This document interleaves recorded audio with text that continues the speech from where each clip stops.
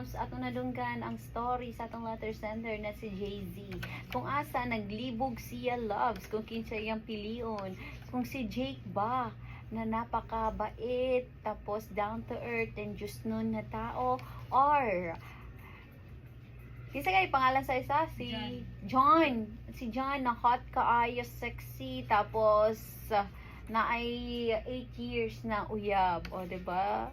Siya na lang ang galibog ko kinsa sa ilaha. Kaning duha love sa kafubo niya ni. Meaning ng fubo kay na sila romantic feelings to each other pero walay label. Kanang they just date each other, kaon sa gawas, ug magkaunay pud ni sila.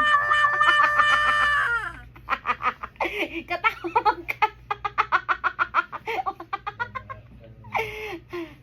Oh,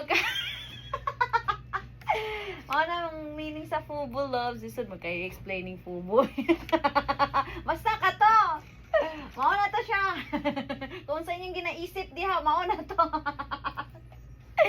Anyway. Yes, kas kay single mom na ning si Jay-Z. Gibilin siya sa ama sa iyahang mga anak kay katungod na ay mga hindi pagkakaintindihan maulagi loves ba.